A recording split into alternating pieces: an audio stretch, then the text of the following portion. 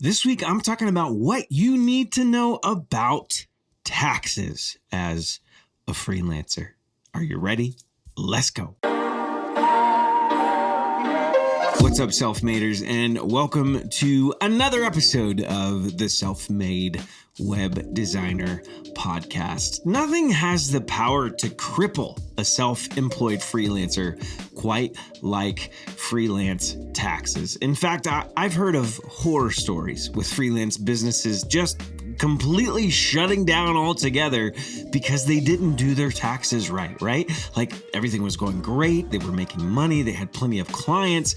Then during tax season, they found out they owed tens of thousands of dollars to the government. That was enough to send them all back to the corporate jobs that they came from, destined to have their wages garnished for the foreseeable future and doomed to never freelance again. Okay, that's a little over dramatic, but you know, that's kind of how it feels. It's scary, right? You worry you might do something wrong, and you fear that the IRS is gonna like break down your door and seize everything you own and throw you in jail as a result. But it doesn't have to be that way. You don't have to live life and live your freelancing career scared that you're going to mess up your taxes and everything is going to go to shambles. In fact, in this episode, I hope to help reduce some of the fear that you probably feel around tax season and hopefully offer you some peace of mind regarding freelance taxes. But before we get started, I've got some new freebies for you. I'm actually sharing the worksheets that I use to track my own freelance expenses and income and mileage for all of my tax write-offs. So, and I'm giving that to you for free so that you can rest easy when tax season rolls around, knowing that you've got everything tracked and ready to go. So look for that download on this episode's webpage or as a link in the show notes. All right, are you ready to learn how to do taxes as a freelancer on your own and still rest easy at night? Let's do it. Okay, right off the bat, let's just get a few things out of the way. First of all, I am not a tax professional, okay? I'm a web designer, and you knew that, right? You came to the Self-Made Web Designer Podcast, not to the Self-Made Tax Accountant Podcast. Is there one out there? I hope there is. So this is not tax advice, right? This is what I figured out for myself. And if you'd like to use this in your own situation, then you do that at your own risk. Okay, so that's out of the way. The other thing is that I'm going to be speaking primarily to the US-based tax system. Now, I know we've got some listeners from all over the world, and I'm super glad that you're here. So listen, this stuff you probably will likely be able to apply to whatever situation you are in or whatever country you're working in and however the tax system works wherever you are at. But when we get into some of the nitty-gritty details, it's going to be exclusively about how the US tax system works. So take as much of this in as you can and use as much of it in your own situation as possible. Okay. All that stuff, the officiality is out of the way. Let's move on and first just talk about a general overview of how taxes work. This is like Econ 101, just to kind of lay the foundation, okay? So if you've only ever gotten a paycheck from a company, it's almost kind of mystical how taxes work, right? Like you get a paycheck and you kind of notice some weird numbers that talk about things like federal taxes and Social Security and other mumbo jumbo. And all of that stuff seems like things that you only heard in passing when your grandpa had Fox News on in the background at Thanksgiving, right? You heard somebody talking about Social Security and raising taxes or lowering taxes or whatever. And so then the money that you earned but somehow didn't make it into your bank account, right? It just kind of magically disappears, never to be seen again. So here's what actually happens when taxes are withheld from your paycheck. When your employer pays you, they're actually holding back a certain amount of money from each check based on what's called your taxable liability. And how did they figure out what to withhold? Well, you actually told them, time, right around the time you first got hired, you likely filled out a form that gives them a general idea of what they should set aside specifically for you, right? Then every quarter, the company takes all of the taxes that they've set aside for each employee and the entire business itself, and they pay the government, right? They give those funds to the government. They don't keep that money aside until the end of the year and just kind of cross their fingers hoping that they got it right when tax season rolls around. No, like this happens at the end of every quarter. So then after you've gone through a full year, sometime around the middle of April in the next year, you have to file your own taxes for the previous year. So it's 2022. Tax day is upon us, right? When this podcast is being recorded. And so we are right around tax season for the 2021 year. So what do? You go to a tax professional, or you fire up TurboTax, you fill out some information and figure out if you overpaid or underpaid the government during the past year, right? And so that's what's happening. You're just kind of guessing throughout the year about how much taxes you should set aside from your paycheck. And then when you get to the end of the year, you actually do all the math, you do all the figures, you fill out all the information, and you realize like, okay, I paid too much and I should be getting some money back from the government, or I didn't pay enough and I should be giving the government some money. And I know a lot of people who love getting a ton of money back at the end of the year in their tax return. But here's the thing that you need to know. You should have had that money all along, right? The money that you overpaid to the government should have never left your pocket. It never actually belonged to the government. You just lent them money interest-free for an entire year. And think about that. That's what's called a bad business deal. Like there's no scenario where you should just give away money to a large organization and get nothing in return. You should keep that money and invest it yourself or use it to live, right? Your goal as an employee and as a freelancer is to owe nothing and get nothing back at the end of the year in your taxes. And when that happens, that means that you did your taxes perfectly the entire time. Your tax return is not a reward, right? It's a sign that you didn't calculate your taxes right and the government benefited from it. All right. So what about freelance taxes, right? Isn't that what this whole episode is about? And we've been talking about corporate taxes when you work for a company. So yes, but I just wanted to make sure that I laid some groundwork first. So here are 5 common questions that people have about freelance taxes. Are you ready? Number 1, should you hire someone for your freelance taxes or should you do it yourself? And a lot of people have this question because when you start to go out on your own, become self-employed, do freelancing and then inquire freelance taxes, right? Like it gets a little bit scary and you kind of wonder, are you better off using like a paid professional or doing it yourself through TurboTax? And I've personally gone both routes. I've had years where I've paid a professional and then I've had years where I've done them on my own. And to be honest, I found that I typically have to do about the same amount of work when I hire an accountant versus when I do it myself. And the other part of that is I get about the same results. So you kind of know where I lean when it comes to the question of should you hire someone or should you do it yourself? So the benefit of hiring someone is to kind of help you feel a bit safer knowing that a trained professional had a look at what you sent the government, right? Like you're not just a novice who is like going back and forth with this big organization known as the government, right? You had somebody that had been trained more than you had for sure to like look at this stuff and make sure that it was all copacetic. And they might also be able to find some other benefits or some other things that maybe you missed that could help you with your tax return. But here's the deal. A lot of them are using the same kind of software that you would be using with things like TurboTax to find those benefits. Okay. So don't get me wrong, right? There are certainly situations where using a tax professional or an accountant is a good idea. Say, for instance, if you find yourself in some kind of trouble with the IRS, like if that was me, I'd probably hire somebody because I'd probably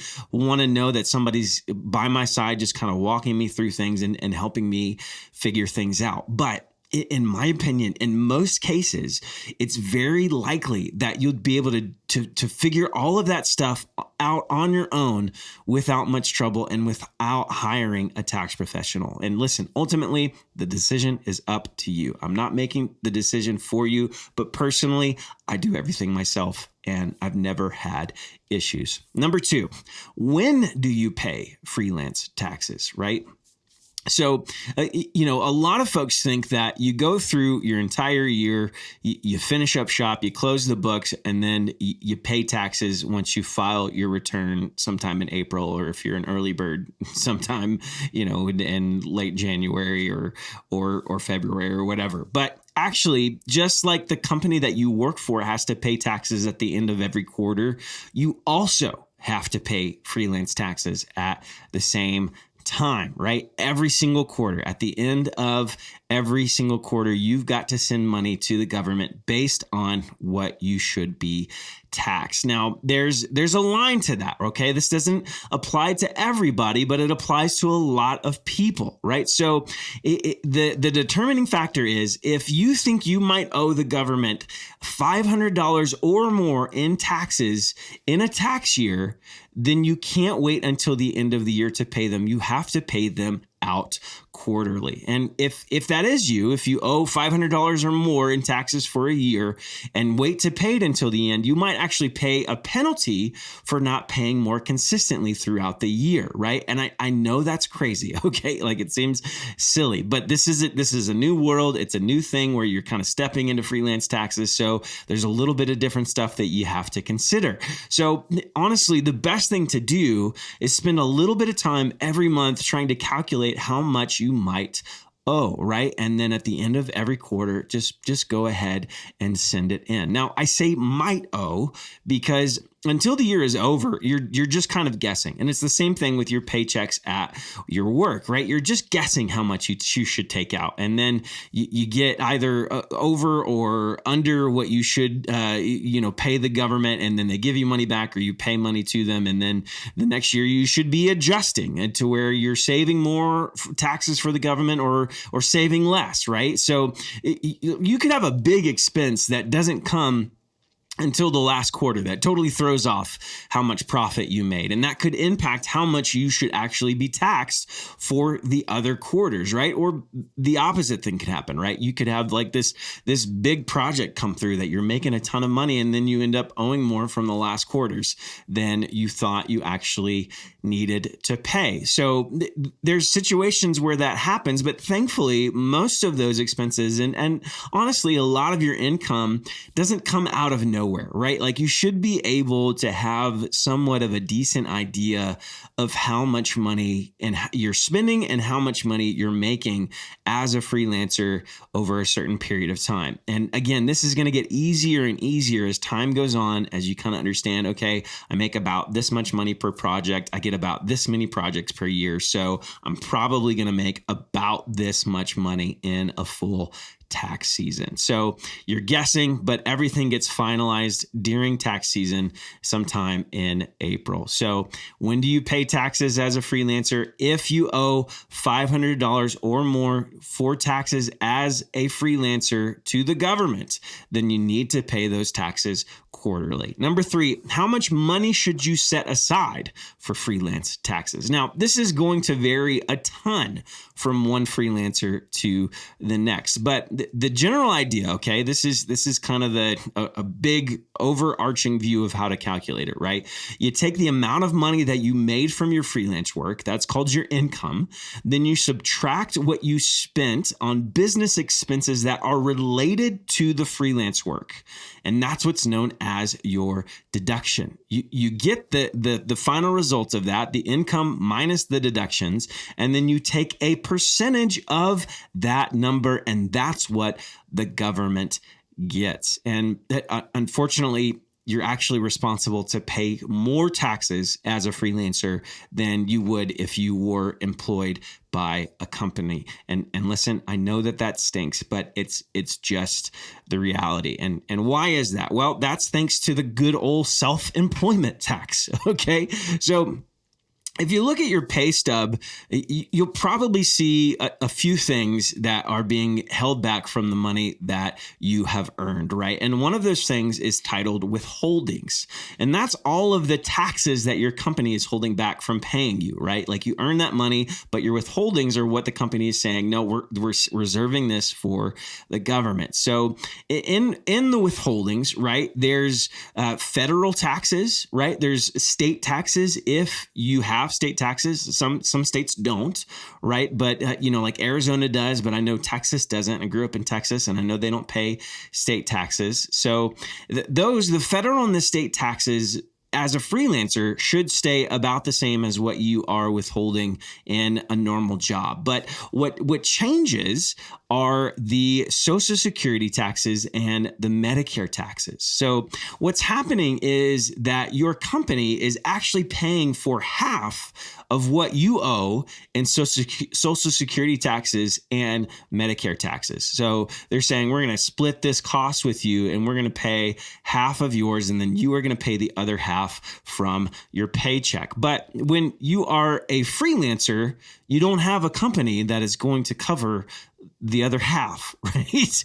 You are all on your own, right? So you've got to pay all of the Social Security taxes and all of the Medicare taxes on your lonesome, right? And I know it sucks. Again, it's kind of crappy, but it doesn't change the fact that it is what it is, and you just kind of have to prepare for it. So what do you do? How do you do that? Well, personally, I just set aside about 20% of what I make from every single freelance project every time I get paid, rather than like trying to figure out some exact amount and doing it real meticulously. I just say, okay, 20% I'm not even touching. I'm just putting it away until the end of the quarter when it's time to pay taxes. Now, 20% is actually on the lower end of what most people recommend. And I realize that, right? Like most people say you need to save anywhere from 25 to 30%, right? So you get a paycheck for $1,000, right? And you set aside $250 or $300 and you put that away, you don't touch it.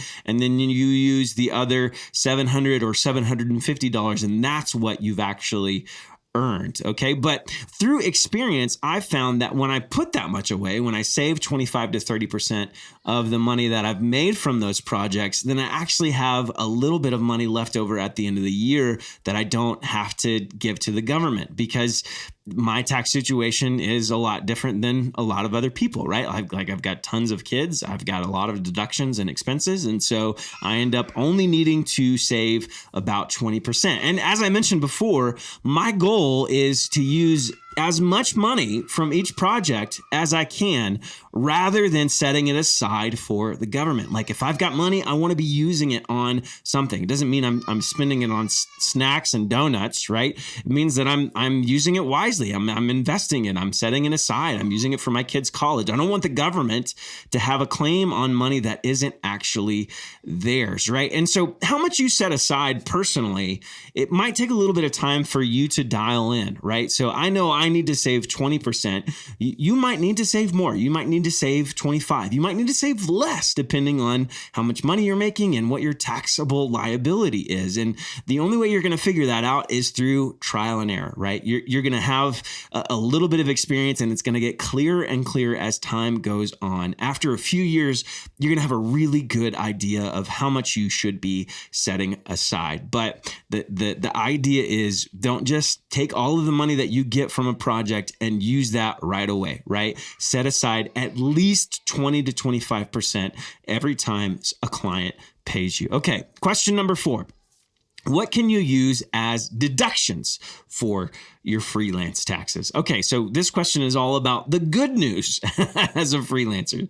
There are expenses that you can count against your taxable income, right? So expenses that you paid for to keep your business running, and those expenses are called deductions. And how do deductions work? So let's say you made $10,000 from a freelance side hustle this last year, and you had $5,000 worth of expenses from that side hustle that you needed to pay for to keep the business going. So you've got 10,000 in income, then you subtract 5,000 of expenses, and so your taxable liability is $5,000, right? So then you take that $5,000 and you give a percentage of that back to the government, and that is how much you owe. So it might not have been worth it to track all of the deductions, right? There's a standard deduction rate that every single American gets, no matter if you are tracking those deductions and keeping meticulous notes and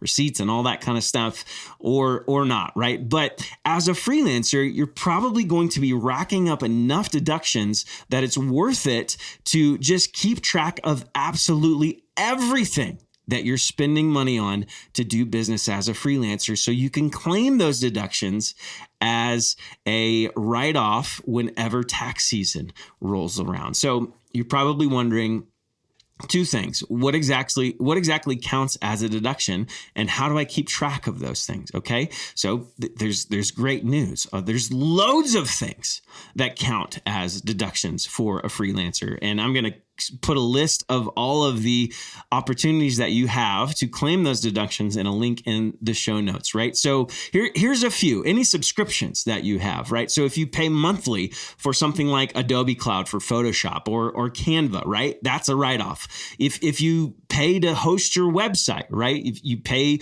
a hosting fee, or you pay to have a domain name, right? All of that is a write-off. Equipment like computers or other devices, that is a write-off, right? Depreciation of that equipment, right? So depreciation is like you buy something for a lot of money and then slowly over the years, it becomes worth a lot less. Like you buy a computer for $2,000 and then you sell it for $1,000. Well, it depreciated by $1,000. You get to write that off. You get to write some of that off depending on your tax situation, right? Marketing expenses like Facebook ads, that's a write-off. The coffee you bought when you were chatting with a potential client, that's a write-off. Even the gas that you paid for when you drove out to see a client is a deduction. So there's a lot of options, but here's the thing. You have to keep meticulous notes. You have to keep meticulous records in order to make those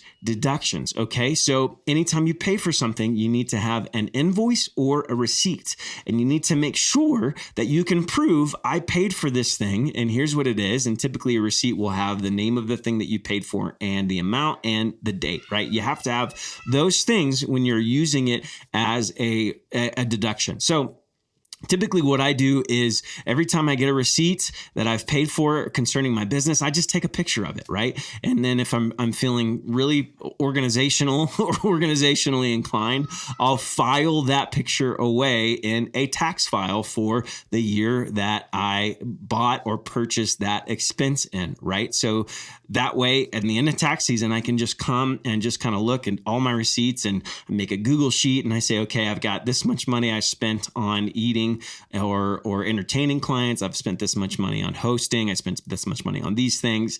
And so then I can just kind of see an overarching list of everything that I made. Another thing is I check my bank account and just kind of look through like, okay, what are some things related to this keyword?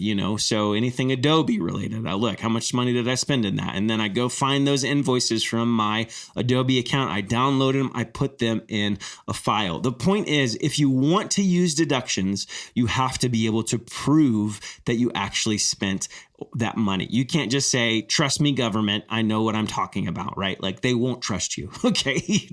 They're the least trustingest people you've ever met, okay? So you have to be able to prove that you, in fact, incurred those expenses in your design, web development, or whatever it is that you're doing business, right? And another part of it is it has to be specifically for your business. Now, there's a lot of ways to think about this and a lot of ways around certain certain things that you can or can't do. There's some loopholes. So if you have questions, for sure, scour the internet. Here's a few things that I know are pretty common things that have a few meticulous requirements when it comes to marking them off as deductions. The first one is a home office, right? And if you're a freelancer, you're likely working from home, okay? And so a lot of people try to claim some type of home office as a tax write-off. And it's a good tax write-off, but there are some pretty stringent guidelines for something to actually be considered a home office by the government. So the main things is it has to be a specific space, right? In other words, you can't claim your entire house because you've got a laptop and you just kind of wander around while you're doing work. Okay, that doesn't count as a home office. Another thing is that it has to be used regularly, sorry, that's a tough word to say, and exclusively for the business, right? So what that means is it like the home office can also double as like a playroom or an extra bedroom that guests stay at whenever they're in town, okay? It has to be specifically, exclusively for your business. Another part is that you've got to be using it regularly. I said it right this time, meaning that you can't just go in there every once in a while and kind of do a little bit of work every once a month and just call it good, right? It has to be something that is valuable to your business, is important to your business as a freelancer. And if that situation applies to you, right, where you've got a specific space that you're using regularly and exclusively, congratulations, you've got a home office. So how do you determine how much of a benefit you get from your home office? Well, you take your square footage of your entire house and you use the square footage of your home office as a percentage based on your entire house. So let's say you have 1,000 square foot house and you have a 100 square foot home office. That means that your home office is a 10% deduction for your entire house. So great news is you can also count utilities and different things like that. It's a great deduction, great tax write-off. So if you can use it, for sure, go for it. Another thing there's a few stipulations for our mileage deductions, okay? You can actually count the cost of traveling in a vehicle to meet with a client or do other types of business, right? So to claim mileage as a freelancer, you've got some work to do. Remember, like I said, you had to take meticulous notes and keep your receipts and save files and save invoices and all that kind of stuff, right?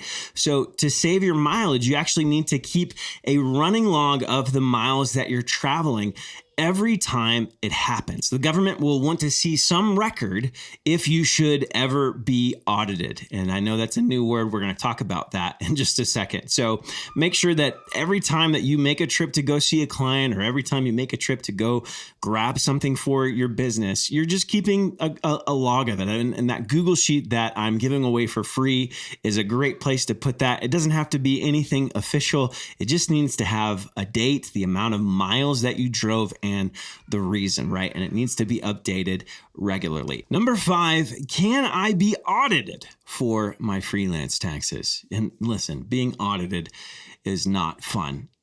Or so I've heard. Thankfully, it's never happened to me. Can it happen to you? Yes. But the good news is it's very unlikely that it will happen to you either. Only about 0.6% of all returns get audited. So what does it mean to be audited? Being audited means that the government wants to take a deeper look into a tax return of yours. So typically you'll have to sit down with someone and go line by line proving that what you said on your tax form is all correct, right? So you'll need to show them receipts of your expenses and what you're saying is a deduction. You'll have to show them statements. You'll have to show them invoices, the whole 9 yards. But thankfully, there's also a limit to the time for when the government can choose to audit you for a specific year. In fact, they only have 3 years, right? They've got 3 years to speak up, or their chance to take a deeper look at your taxes just goes away. That means that they can't go back 10 years ago just to make sure that you did everything correctly. Like, I'm not going to be audited for the year 2010. Could I be audited for the year 2019? Yes. But if you go any further back, they can't touch those things. So the best way to just kind of make sure that you're going to be safe when this happens is to keep all of your receipts, keep all of your records for that 3-year time period. And when that's over, you can throw them away. You can delete the file. You can do whatever you want to. You can put them in a trash can and set them on fire, right? It doesn't matter anymore. But make sure for 3 years, you're keeping those and you know how to access to them, just in case the small possibility of you ever being audited actually becomes a reality. And listen, here is the overarching rule, the rule of thumb for all of this stuff that will likely keep you out of a lot of trouble. Just be honest and be conservative about your taxes, right? Because at the end of the day, a lot of this stuff is a guessing game, right? Tax laws are super confusing. And even the professionals that I know, like they will admit that they don't understand everything that there is to understand about everything there is to know concerning tax laws. So it's always just better to stay on the safe side, right? If there's a question about whether something can be used as a deduction, right? Like if there's like a gray area, just don't use it, okay? And I tend to be conservative with my taxes, but that's not to say that I don't look for absolutely every single possibility to pay the government less money in taxes every year, right? Like again, my goal is to pay as little as possible. And so I'm trying to figure out what things can I use as deductions? What's a smart decision with the stuff that I'm paying for? Is there something that I can do to reduce my taxable liability? Because I'm trying to keep Uncle Sam from having more money than what I actually owe him. Okay. And that should be your goal too. But at the same time, I'm not cutting corners or fudging numbers just to pay less in taxes. I want to do everything above board so that if there's ever a question, if I ever get called to account or if I ever get audited, I can say with assurance, I know that I did things correctly, even though maybe I wasn't sure about a few things, but I kept everything conservative and I have everything to prove what I did. So the best thing that you can do to keep from worrying about what you're doing with your taxes is just to keep up with your income and deductions, right? So you're making consistent notes every single month. You're making sure you're tracking everything. You're keeping your receipts, and you set a little bit of money aside every time that you get paid, right? So 25, 30%, every time you get paid, you just set that off to the side until it's time to pay it in at your quarterly taxes, right? If you do those things, you can sleep easy at night knowing that you're probably going to be all right. All right. Well, hopefully you got a lot out of this episode. I know it was a ton of stuff to go over. It was a fire hose of information. So come back, watch this episode again so you can figure out the best way to handle your taxes as a freelancer in the upcoming tax season. And guess what? We've got another episode coming at you so soon. So make sure to subscribe to this podcast on Apple Podcasts, or if you're watching on YouTube, or heck, wherever you're listening or watching to this episode. Until next time, keep working hard, and don't forget, if you don't quit, you win.